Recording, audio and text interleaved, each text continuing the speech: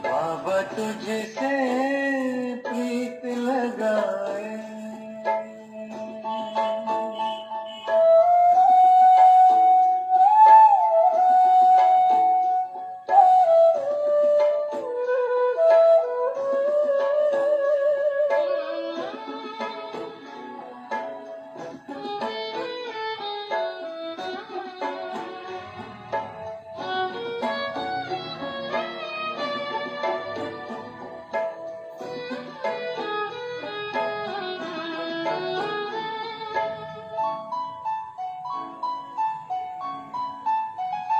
हर रात भी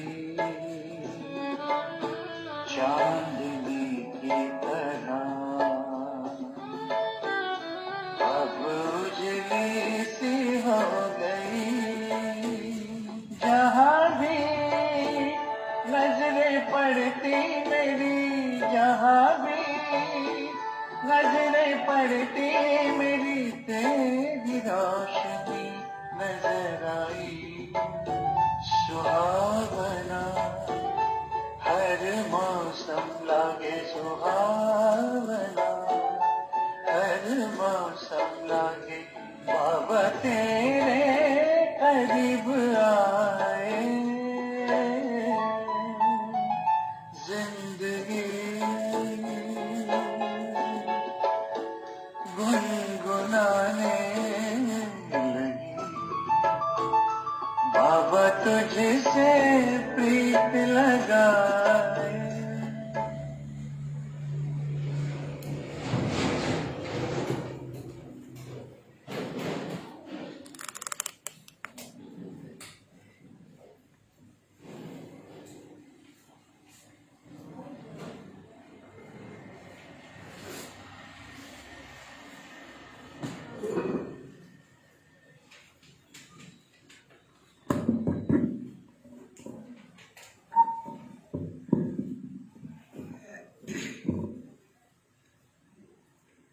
ओम शांति।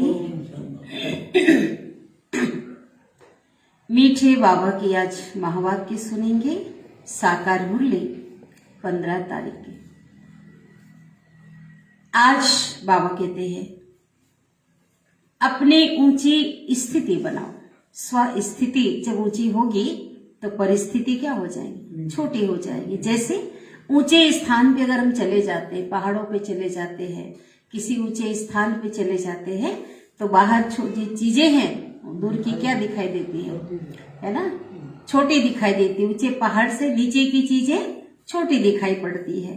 इसी प्रकार जितना स्व स्थिति को जितना श्रेष्ठ बनाएंगे, जितना ऊंचा बनाएंगे, उतनी परिस्थितियां तो आनी है, लेकिन परिस्थिति क्या हो जाएगी? छोटी हो जाएगी और सहज ही उस परिस्थिति को हम पार कर लेंगे। तो स्व स्थिति हमारी मजबूत या ऊंची कैसे बनेगी? परमात्मा की याद से, ज्ञान से, जो हमें वो ज्ञान देते हैं उनकी धारणा करने से। तो वरदान और स्लोगन जो होता है हमेशा दोनों कनेक्शन होता है। तो बाबा ने कहा वो कब होगा? एक स्वमान में रहने से। बाबा ने एक स्वमान नहीं दिए, हजारों स्वमान हम बच्चों को दिए हैं। खाली एक ही दो स्वमान में नहीं, सभी स्वमान में अगर कोई भी स्वमान हो, बदल बदल कर अगर हर स्वमान में अगर स्थित होते हैं तो बाबा कहते स्वमान इतना ऊंचा है उसका प्रभाव, जैसे कि रोशनी होती है। रोशनी जहां है वहां अंधेरा नहीं होगा। इसी प्रकार से जहां स्वमान से अंधेरा भी चला जाएगा। तो स्वमान का मतलब ही है कि हम अपने को साधारण समझकर चल रहे थे। भगवान ने हमें जो याद दिलाया है, हमारा महत्व बताया है, हमें जो सम्मान दिया है, उसे हम स्वीकार करें। हम अपने आप को मान दें। परमात्मा तो मान दे रहा है, भगवान तो इतनी ऊंची नजरों से हमें देख रहा है, हम भी उसे स्वीकार करके चलें। साथ ही बाबा ने कहा कि शिव बाबा तो सब कुछ जानता है, लेकिन ये भी मेरा बच्चा है, इसके आगे भी आप रखो, इनके द्वारा मैं सुनूंगा। चलो जन्म जन्मांतर की आपकी जन्म पत्री है, जो भी है आपका जो कर्म है, उसका हिसाब तो मेरे पास है, लेकिन वर्तमान में मैं इसके तन में आया हूं ना, तो इनको भी पता होना चाहिए। अगर मेरे सामने सर्जन के सामने आप बताएंगे नहीं तो फिर मैं आपको कैसे बताऊंगा, है ना? सर्जन के सामने आप जब रखेंगे तभी तो मैं जो है उसका समाधान बता पाऊंगा। तो इसलिए बाबा ने कहा इनका महत्व को क्या करो, इनके महत्व को समझ करके चलना है। तो सोमान में रहना है। और अभी हम सुनते हैं विस्तार से आज के महावाक्य को। आज की मुरली का सार। बाबा कहते मीठे बच्चे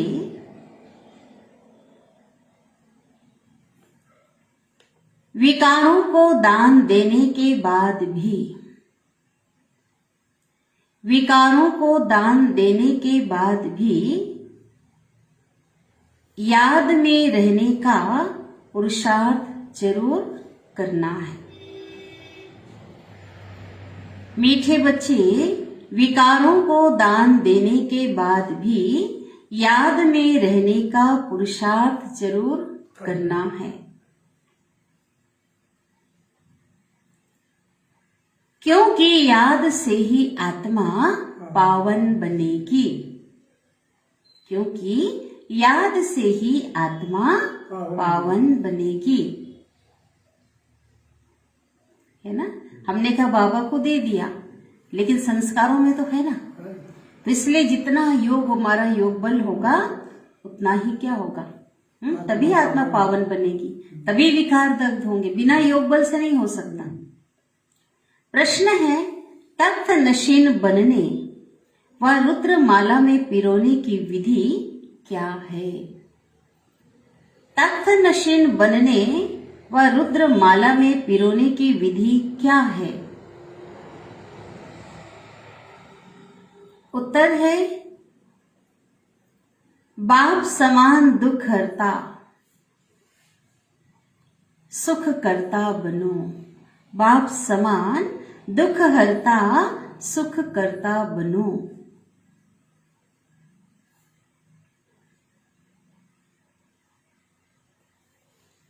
सभी पर ज्ञान जल के छींटे डाल शीतल बनाने की सेवा करो। सभी पर ज्ञान जल के छींटे डाल शीतल बनाने की सेवा करो।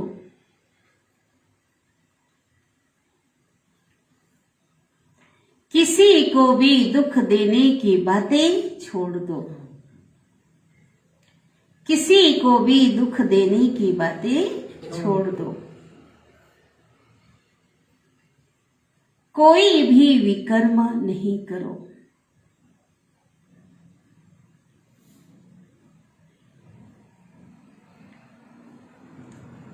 अच्छे मैनर्स धारण करो। अच्छे मैनर्स धारण करो।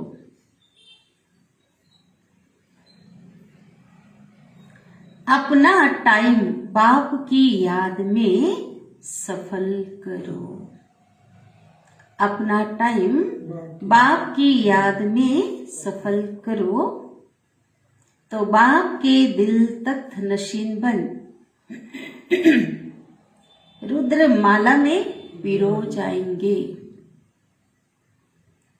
बाप के दिल तख्त नशीन बन रुद्र माला में पिरो जाएंगे।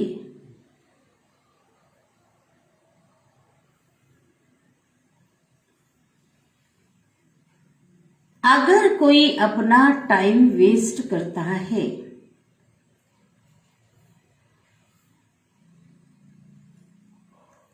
अगर कोई अपना टाइम वेस्ट करता है तो मुफ्त अपना पद भ्रष्ट करता है। ठीक है, बाबा का टाइम इसलिए क्या करना है? बाबा की याद में क्या करना है? टाइम बाबा की याद सफल करना है। क्या करना है? सफल करना है। टाइम वेस्ट नहीं करना है। क्या करना है? बेस्ट बनाना है टाइम को, है ना।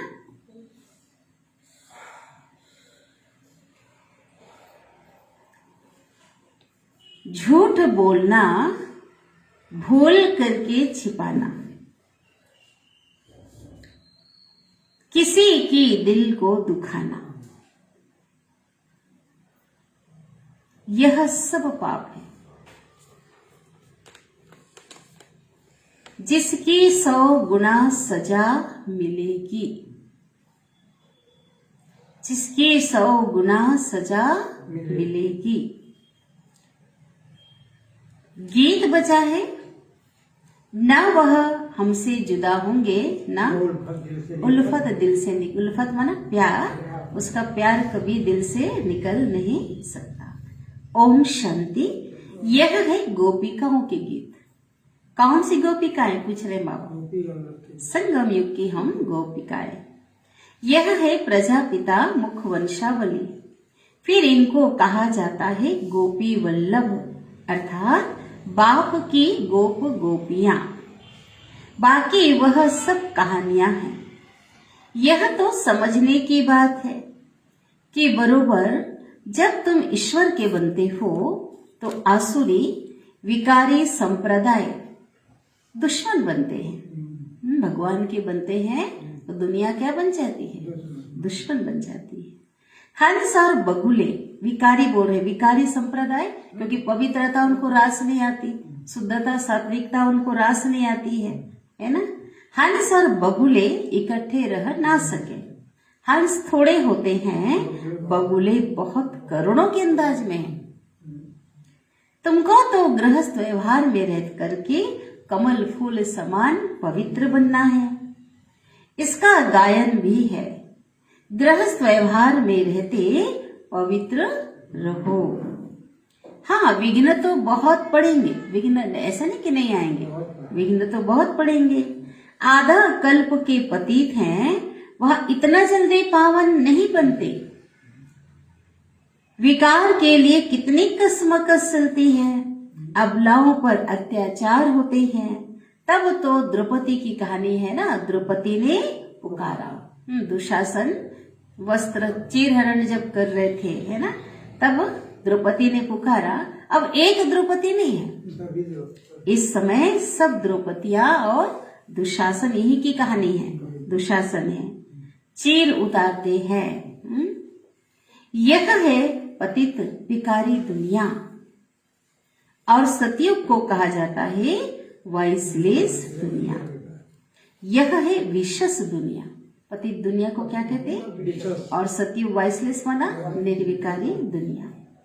तो यह रावण राज्य है।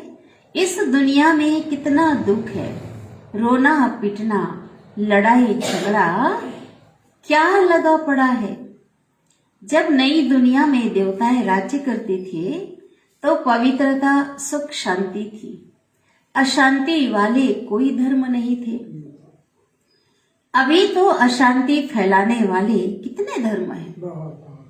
तुम फिर सिद्ध करके बतलाते हो सबसे पुराना दुश्मन कौन है? रावण, जिसने भारत को कौड़ी जैसा पतित बनाया है। बाप बैठ कर्म अकर्म विकर्म की गति समझाते हैं। रावण राज्य में कोई कितना भी दान पुण्य करे, यज्ञ जब तब करे तो भी क्या होगा? बोलो, नीचे हाँ पावन नहीं बनेंगे और नीचे उतरते ही जाएंगे। जिसको दान करते हैं वो भी कोई पुण्य आत्मा नहीं है। बाबा कहते हो भी विकारी पाप आत्मा है। विकर्म करते करते अब सिर पर पापों का बहुत बोझा है। तुम्हारी आत्मा जो सतो प्रधान थी, सो अब सतो प्रधान थी क्या बन गई? बोलो, तमो प्रधान बन पड़ी है। यह सब बाप समझाते हैं। कल्प पहले मुआफिक बाप ही आकर कल्प कल्प हमको देवता बनाते हैं। सहज राजयोग और ज्ञान सुनाते हैं। अपने को आत्मा समझ बाप को याद करो। यह तो सहज है ना। सब कहते हैं ना, हे भगवान आओ, हम पतितों को आकर के पावन बनाओ। भले कोई 5 विकार दान में दे देते हैं, परंतु उससे काम नहीं चलने वाला। योग तो लगाना ही पड़ेगा। बिना योग के पावन नहीं बन सकते, संस्कार परिवर्तन नहीं हो सकते। जन्म जन्मांतर के जो सिर पर पाप है, जिससे तुम तमो प्रधान बने हो, वो योग के सिवाय कैसे भस्म होंगे?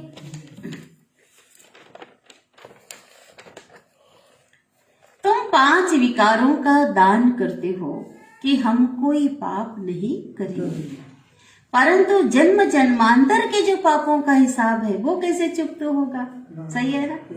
63 जन्म कितना होता है? तो बाबा कहते हैं उसकी युक्ति यह है, जब तक जीना है तब तक बाबा की याद में रहना है, ज्ञान अमृत भी पीना है और पीना ही है, रहना है। इस याद से ही विकर्म विनाश होंगे। पतित आत्मा वहां जा नहीं सकती।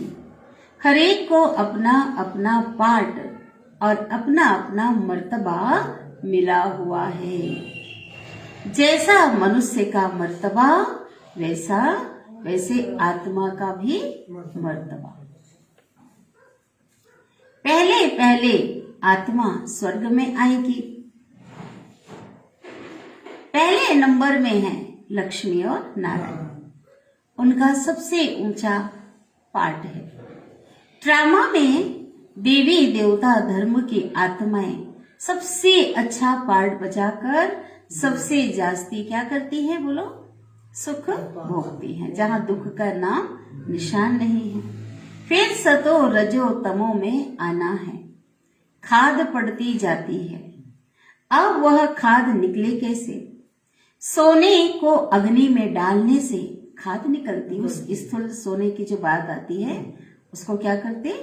भट्ठे में डालते हैं तो कचरा उसके अंदर और डल्ला अलग हो जाता है।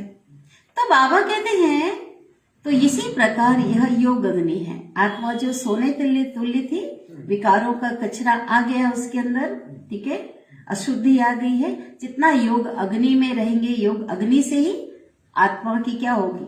अशुद्धि जो है वो निकल जाएगी। यह कोई भी नहीं जानते कि योग अग्नि से विकर्म विनाश होते हैं। सोचिए, पता ही नहीं है, ना ही इस योग के बारे में पता है। बच्चे कहते हैं बाबा घड़ी घड़ी हमारा योग टूट पड़ता है, हम बाप को भूल जाते हैं, यह माया की विघ्न है। बाबा कहते काम कैसे चलेगा? आधार तो योग ही है ना। योग अगर नहीं लगेगा फिर तो कुछ हो नहीं सकता।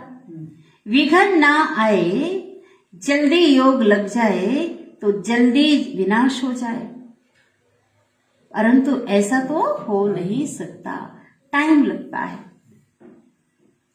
जब तक योग लगाते रहो, बाबा कहते लगाओ ना, टूट जाता है, चलो स्थायी याद नहीं रहती तो लगाते रहो। ये तो अंत में होगा ना, जब कर्मातीत अवस्था होगी तब क्या होगा? याद भी स्थायी हो जाएगी, हलचल समाप्त हो जाएगी, स्थिति अचल हो जाएगी। लेकिन बाबा कहते लगाते तो रहो अभी, फिर दुनिया खत्म हो जाएगी। तुम श्रीमत से रावण पर जीत पाते हो। गीता, महाभारत, रामायण सब में भक्ति की सामग्री है। तुमने संगम पर जो कर्तव्य किया है उसका यादगार यह मंदिर आदि बने हैं। यादगार बनना द्वापर से शुरू होता है। पहले परम पिता परमात्मा शिव का यादगार सोमनाथ का मंदिर बनता है भक्ति मार्ग में सबसे पहले, जो आकर के पतितों को पावन बनाते हैं। देवताओं की महिमा गाई जाती है। लक्ष्मी नारायण का बड़ा मंदिर है। उन्होंने इतनी पूजा क्यों होती है यह किसको भी मालूम नहीं है ना? क्योंकि विश्व के मालिक थे, भगवान के श्रीमत पर पूरा चलकर उन्होंने उनके समान योग्य बनाया है ना। परमात्मा की सर्वश्रेष्ठ रचना है, इसलिए इतनी पूजा होती है। 16 कला संपूर्ण, यह किसको भी पता नहीं है। पूज्य से पुजारी तो जरूर बनना पड़े। पूज्य हैं तो प्रारब्ध भोगते हैं। जैसे बड़े राजाओं के जीवन चरित्र गाते हैं ना, तो सतयुग के पहले नंबर के महाराजा महारानी और लक्ष्मी नारायण की भी महिमा जरूर गाएंगे, परंतु वह कैसे बने वो नहीं जानते, क्योंकि उसे ईश्वर मान लिया है, भगवान मान लिया है, लेकिन वो तो रचना है, जानते नहीं। जैसे ब्रह्मा और सरस्वती इन दोनों को सिखलाने वाला शिव है। उनका नाम शास्त्रों में गुम कर अगड़म बगड़म कर दिया है। इन बातों को सेंसिबल बच्चे नंबरवार जानते हैं। समझदार जो बच्चे हैं अगड़म बगड़म कहाँ कहाँ गड़बड़ी हुई है ना, क्योंकि ज्ञान मिला हुआ है ना, उस आधार से अब जानते हैं। यह ड्रामा चल रहा है, कल्प पहले भी तुम ऐसे बने थे जैसे अब बन रहे हो। यह झाड़ वृद्धि को पाता रहेगा, फल भी जरूर पकेगा। झाड़ को बढ़ने में टाइम लगता है ना, जब झाड़ तैयार हो जाएगा तो तुम देवी देवता बन जाएंगे। बाकी सबका विनाश हो जाएगा। तुम बच्चे अब पक रहे हो। क्या हो रहे हैं? परिपक्व बन रहे हैं, पक रहे हैं। कोई पूरा पकते हैं और कोई कम। कोई को तूफान लगते हैं। कमाई में ग्रहचारी आ जाती है ना? कौन सी कमाई में?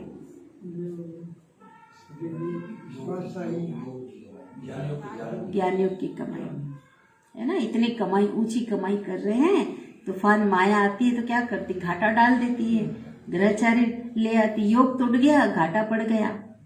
बाबा कहते हैं योग लगाते रहो ताकि तुम्हारे सब पाप दग्ध हो जाए। अभी से लगाते रहेंगे, अभ्यास बना रहेगा। ऐसे अंत में लगा लेंगे तो अभ्यास ही नहीं होगा, है ना। कितनी भारी कमाई है, इसलिए भारत का प्राचीन योग मशहूर है। परंतु उससे क्या होता है ये किसको भी पता नहीं है। इतना उसका महत्व है, कोई नहीं जानते, है ना। राजयोग से तो राजाई मिलती है। अब बाबा समझाते हैं तुम्हारी आत्मा में खाद पड़ी हुई है। आपे ही पूज्य, आपे ही पुजारी मनुष्य की आत्मा बनती है। भगवान तो बन नहीं सकता भाई, भगवान तो एवर पूज्य है। तो मनुष्य आत्माओं की बात है। जो पुजारी बनता है उसको आकर के वो पूज्य बनाते हैं। अगर वह पुजारी बने फिर पूज्य कौन बनाए? कोई है ही नहीं, है ना। हमको पूज्य बनाने वाला बाप है, परम पिता परमात्मा।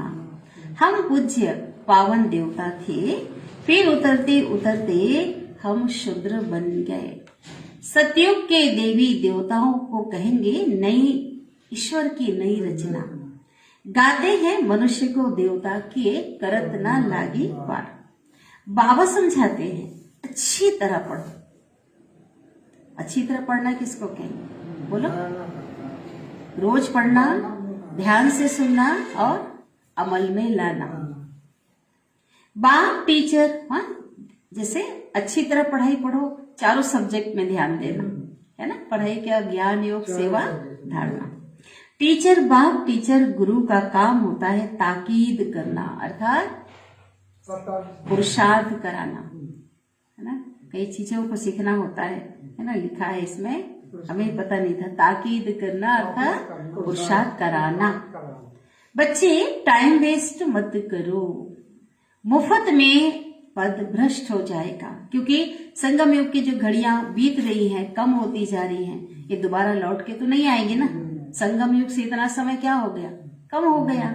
इसलिए बाबा कहते हैं फिर बहुत पछताएंगे, कहेंगे कल्प कल्प हमारी ऐसी अवस्था होगी, फिर कुछ कर नहीं सकेंगे। साक्षात्कार हो जाएगा, पक्का निश्चय हो जाएगा कि कल्प कल्प मैं ऐसे दुर्गति को पाऊंगा। बाबा समझाते हैं, है ना। क्योंकि कब पश्चाताप होगा? अभी नॉर्मल ले रहे हैं, सामान्य ले रहे हैं, हाँ। और ये तो अभी पता अभी चल रहा है, अभी भी जानते हैं, लेकिन जानते हुए भी जैसे उसको दरकिनार कर रहे हैं, नहीं जानने के समान है, ध्यान नहीं दे रहे हैं। क्योंकि वही कल्प कल्प के लिए वही पद क्या हो जाएगा? तब रोना आएगा। क्योंकि अगर अभी कम पद है तो कभी ऊंचा नहीं बन सकता। कभी ड्रामा चाहे कितने बार घूम जाए चक्र, वैसे की वैसे रहेंगे। बाप समझाते हैं यह नतीजा निकलेगा। जब नतीजा निकलेगा, रिजल्ट निकलेगी, फिर क्या होगा? फिर तो बहुत रोना पड़ेगा। ऐसा नहीं कि चलो भाई फिर से उसी क्लास में पढ़ के पास हो जाए, है ना? घर में जब बच्चे फेल हो जाते हैं, चलो माँ बाप समझाते हैं अगली बार अच्छे नंबर में ले आना, सप्लीमेंट्री आता है चलो इस विषय में दिला लेना, लेकिन यहाँ तो भी चांस नहीं रहेगा ना। इसलिए रोने के सिवाय कुछ भी, पछताने के सिवाय कुछ हासिल नहीं होगा। जैसे क्लास ट्रांसफर होती है, नंबर वार बैठते हैं, हम भी नई दुनिया में ट्रांसफर होते हैं। ब्राह्मणों की माला गाई हुई नहीं है, रुद्र माला ही पूजी जाती है, परंतु यह किसको पता नहीं है कि यह माला क्या है ना? जो माला जिसके जाप करते हैं, ऊपर में मेरू दिखाते हैं, मेरू विष्णु है, ऊपर में फूल शिव बाबा है। माला में जब भी कोई माला होती है ना, तो एक बीच में माला, एक अलग ही स्पेशल माला होता है जहाँ पे आकर के माला जाप करके आते हैं और माथे पे उसको नमस्कार करके छुआते हैं। तो ये भी हम भी नहीं जानते थे और कोई भी नहीं जानते होंगे कि आखिर यहीं पर आकर के, तो ये लोग सोचते हैं भाई यहीं से माला की शुरुआत होती, निशानी रखा है, यहीं आकर माथा में छुआ कर एक माला पूरा हो गया। लेकिन वो किसकी निशानी है? शिव बाबा की। ऊपर में फूल शिव बाबा है, फिर है माला। अब तुम ब्राह्मण पुरुषार्थ कर रहे हो, फिर रुद्र माला में पिरोना है, इसलिए पुरुषार्थ ऐसा करो जो तख्त नशीन बनो। किसको दुख देने की बातें छोड़ दो, बाप दुख हरता सुख करता है। अगर बच्चे ही दुख देंगे तो कौन समझेंगे यह ईश्वर के बच्चे हैं। विकर्म करना अथवा जीव घात करना, झूठ पाप नहीं करना चाहिए। जीव घात माना अपने आप को खत्म कर लेना। आज लोग समझते हैं कि आज देखो लोगों को समझ नहीं है, समझते हैं, हाँ, कोई परेशानी आती है, कोई समस्या आती है, झेल नहीं पाते हैं, है ना, कर्ज ले लिया, कोई और कोई बात लग गई या कुछ ऐसी बात होती है, तो अपने शरीर को, आत्मा तो खैर नहीं मरती, शरीर को क्या करते हैं? खत्म, जिस सुसाइड कहते हैं। लेकिन ये नहीं जानते कि उससे ज्यादा तो सजा तो अब मिलती, कष्ट तो अब होने वाला है। क्योंकि जब तक कोई व्यक्ति जीवित है तो भी तब तक क्या करेंगे लोग? उसके हालचाल पूछ लेंगे, समझा लेंगे। लेकिन व्यक्ति जब सुसाइड कर लेता है तो बेगाना सब तरफ से छूट जाता है। एक तो दंड मिलता है, क्योंकि आज देखो कानून में भी अपने आप को मारने का अधिकार वो कानून ने भी, दुनियाई कानून ने भी नहीं दिया है, उसमें भी सजा मिलती है। तो ईश्वरीय जो कानून है उस गवर्नमेंट भी माफ नहीं करता, बोला ना बाबा, सजा मिलती है उससे, क्योंकि अपने आप माध्यम को खुद ने खत्म कर दिया। वर्षों वर्षों तक आत्मा क्या होती, भटकती है, बहुत भूखे कहते हैं ना, बहुत रोती, कोई सुनने वाला नहीं, उसको कोई देखने वाला नहीं, उनका कोई समझने वाला नहीं। इसलिए बाबा हम बच्चों को समझाते हैं कि ऐसा कभी भी नहीं, ख्याल नहीं आना चाहिए, है ना। झूठ पाप नहीं करना चाहिए। झूठ बोलना भी क्या है, बहुत बड़ा पाप है। हार खाते हैं तो क्षमा मांगनी पड़े, गलती हो जाती है ना, बाबा से, बाबा को बता दो, बाबा से क्षमा मांग लो। भक्ति में भी कुछ हो जाता है तो तोबा तोबा करते हैं। यह तो ज्ञान मार्ग है, इसमें किसकी दिल कभी नहीं दुखानी है। ज्ञान का छींटा तो शीतल करने वाला है। यहाँ तुम बच्चे आए हो पढ़ने के लिए, क्यों आए हैं? पढ़ाई में मैनर्स अच्छे रखने होते हैं। आज उस लौकिक पढ़ाई में जब स्टूडेंट निकलता है ना, तो भी नौकरी के लिए चरित्र सर्टिफिकेट की मांग की जाती है, इसका पहले का आचरण कैसा था तब नौकरी मिलती है। तो बाबा कहते यहाँ पर भी, बाबा के आप बच्चों का भी क्या होना चाहिए, आप बच्चों का जो चरित्र है, मैनर्स है, वो बहुत अच्छा होना चाहिए। यह भी पढ़ाई है, निराकार बाप पढ़ाते हैं, वह तुम्हारे अंदर की सब बातें जानते हैं। एक सेंटर से समाचार आया था, ठीक है, क्या मतलब आया था, एक बच्चे ने भूल की तो धर्मराज ने सटका लगाया। अब जिस प्रकार सटका लगाया होगा, सटका माना छड़ी पिटाई हुई होगी, सटका लगाया। इस बाबा को मालूम नहीं था, मालूम ही नहीं था, कोई ने बताया, अब जैसा भी लगाया होगा बच्चे ने महसूस किया होगा उस सजा का, उस दंड का। नहीं। अच्छा, एक बच्चे ने भूल धर्मराज जिस जो अनुभव किया ना, संदेशी नहीं, ये तो संदेशी की बात नहीं आ रही है, उस बच्चे ने उसका अनुभव किया कि बोलते ना आज बाबा ने मेरे को चमाट मारा, उस सजा का, उस दंड का क्या किया होगा, अनुभव किया होगा ना सजा का किसी भी रूप में। हो सकता है वतन में दिखाया होगा बाबा धर्मराज का रूप, धर्मराज ने सटका लगाया तो कुछ ऐसा ही होगा अनुभव किया होगा। तो बाबा कहते हैं ऐसे बहुत हैं जो विकार में जाते हैं फिर सच नहीं बताते, अपने को बचाने के लिए भूल छिपाते रहते हैं, परंतु शिव बाबा से तो छिप नहीं सकते। छिप सकता है क्या? तुमको पढ़ाने वाला शिव बाबा है, उनको भी भूल जाते हैं। यह तो कमबख्ती कहेंगे ना, यह किसका भी झूठ और सच छिप नहीं सकता, चाहे सच हो चाहे झूठ छिप नहीं सकता। यह बाबा कहते हैं मैं अंतर्यामी नहीं हूं, ब्रह्मा बाबा बोल रहे हैं, शिव बाबा अंतर्यामी है। तो शिव बाबा खुद कहते हैं मैं निराकार सब कुछ जानता हूं, यह तो साकार में है ना, मैं तो पुनः जन्म रहित हूं, ये जन्म मरण में आने वाला है। तब तो इनको भी कहते हैं ना शिव बाबा तुम अपने जन्मों को नहीं जानते, मैं तुम्हारे अनेक जन्मों को जानता हूं। जो भी सूर्यवंशी घराने के हैं उन सबको सुनाता हूं। बहुत बच्चे छिपाते हैं, बाबा के आगे आते नहीं। बाबा ने कहा इनसे मत छिपाओ, इनको सब कुछ सुनाओ तो माफ हो जाएगा। फिर भी मेरा बच्चा है, मैं तो सब कुछ जानता हूं ना। ब्रह्मा बाबा के लिए कहते हैं मेरा बच्चा है ना, मैं सब कुछ जानता हूं, इनको कैसे पता पड़े, मैं तो जानता हूं, इनको भी पता पड़ना चाहिए ना, इसलिए सब सुनाओ। आगे जन्म जन्मांतर का हिसाब तो मेरे पास जमा है, उसको सुनाने की बात नहीं है, वो तो बाबा कहते मुझे सुनाओ। बाकी इस जन्म का जो कुछ है वो इनको सुनाओ, तो मैं भी तो इनके द्वारा सुनूंगा ना, ये अकेला नहीं सुनेगा, ब्रह्मा के तन में आकर मैं भी क्या करूंगा, सुनूंगा।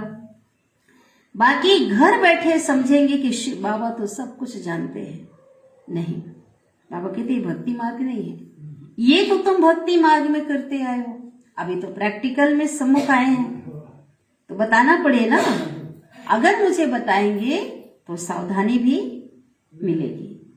बाप को समझाएंगे, काला मुंह बाप तो समझाएंगे नहीं करना, सबसे बड़ी धारणा पवित्रता के ऊपर बाबा समझाएंगे, नहीं तो बहुत सजा खाएंगे। पिछाड़ी का समय बहुत नाजुक होता है, बहुत सजाएं मिलती है, अनेक जन्मों का एक साथ आ जाएगा ना, इसलिए बाबा कहते खूब याद करो, इस समय अगर पाप करेंगे तो 100 गुना हो जाएगा, इसलिए फालतू झूठ भी मत बोलो। बाबा तो सब बच्चों को वार्निंग देते हैं, सभी बच्चों को वार्निंग चेतावनी देते हैं। कितनी बड़ी बेहद की पाठशाला है, तुम गुप्त वेश में काम कर सकते हो। समझाएंगे तो दिल में तो जरूर लगेगा कि बरोबर यह भी गवर्नमेंट है ना। कौन सी गवर्नमेंट? ईश्वरी गवर्नमेंट है। यह ज्ञान गुप्त है, बीज झाड़ और सृष्टि चक्र को जानना है। यह 4 युगों का चक्र है ना। चक्र कौन सा है? सृष्टि चक्र। उन्होंने फिर चरखा रख दिया। क्या रख दिया?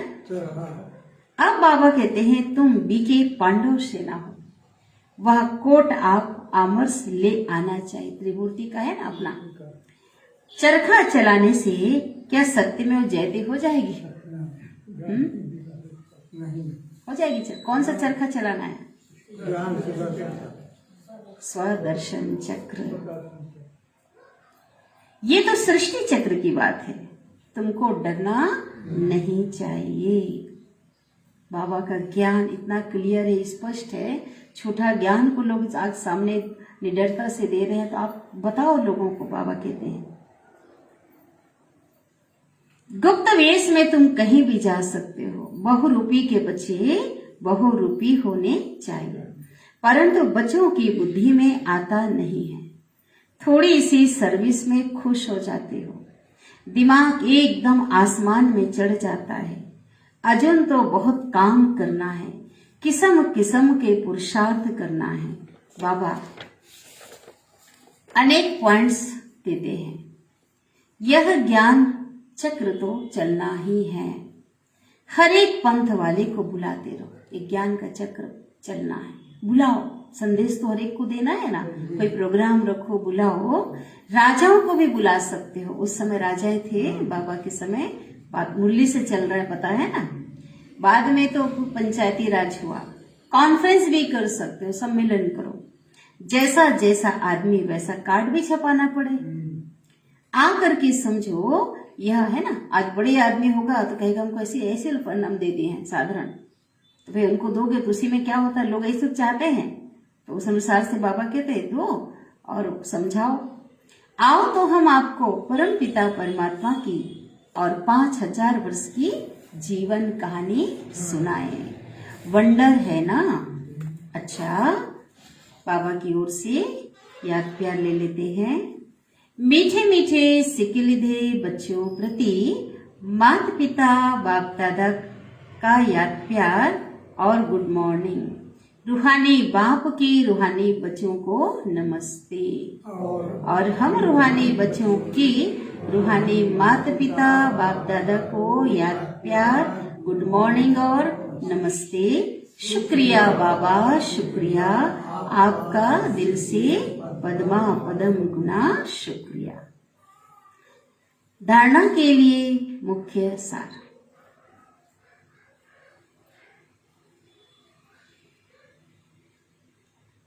पहली पॉइंट है पावन बनने के लिए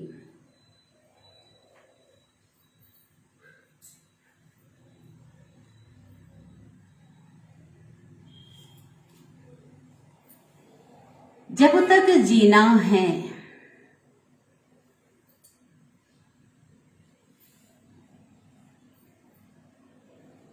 माया के विघ्नों की परवाह नहीं करनी है।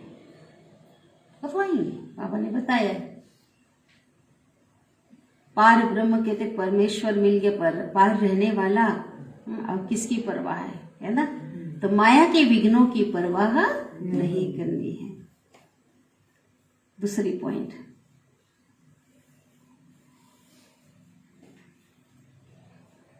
सभी पर ज्ञान के छींटे डाल,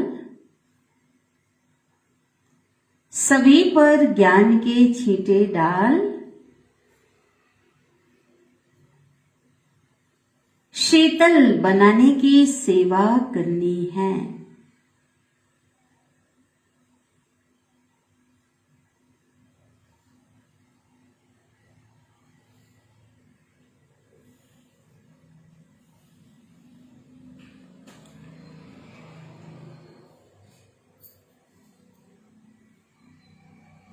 किसी की दिल को कभी भी दुखाना नहीं है।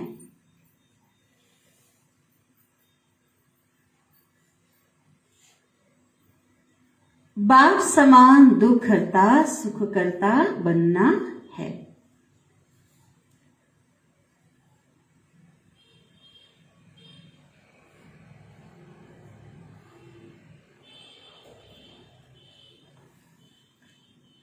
आज का वरदान है स्वमान में स्थित रह। स्वमान में स्थित रह, देह भान को समाप्त करने वाले। स्वमान में स्थित रह, देह भान को समाप्त करने वाले अकाल तख्त नशीन, अभी भाव नहीं आ अकाल मूर्त भाव, ठीक है। अकाल तख्त नशीन, अकाल मूर्त भाव। कितना बड़ा बाबा ने वरदान दिया। स्वमान में स्थित रह, देहभान को समाप्त करने वाले अकाल तख्त नशीन, अकाल मूर्त भाव।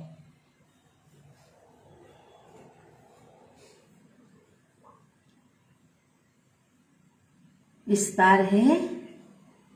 संगम युग पर संगम युग पर बाप द्वारा अनेक स्वमान प्राप्त हैं।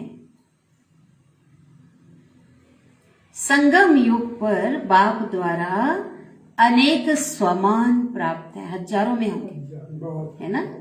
रोज एक नया स्वमान स्मृति में रखो, तो स्वमान के आगे देह भान ऐसे भाग जाएगा जैसे रोशनी के आगे अंधकार भाग जाता है। जहां रोशनी है वहां अंधकार हो नहीं सकता। ठीक है, कब? जब स्वमान में रहेंगे। ना समय लगता, ना मेहनत लगती, ना समय लगता, ना मेहनत लगती, आपके पास डायरेक्ट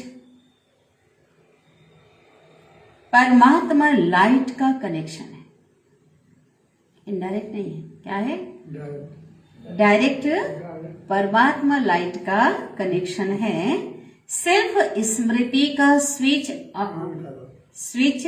डायरेक्ट लाइन से ऑन करो। कहां से ऑन करना है? डायरेक्ट लाइन से ऑन करो। कौन सा स्विच? स्मृति का।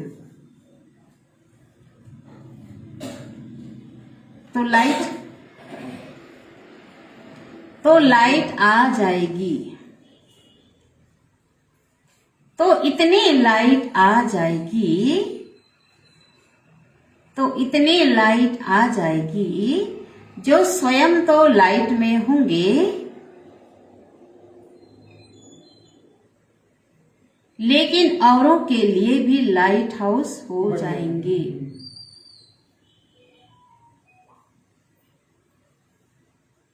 औरों के लिए भी लाइट हाउस हो जाएंगे।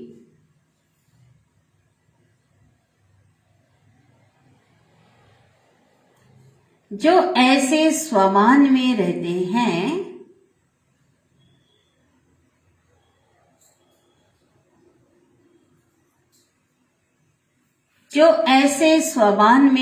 हैं, उन्हें ही अकाल तख्त नशीन, अकाल मूर्त कहा जाता है।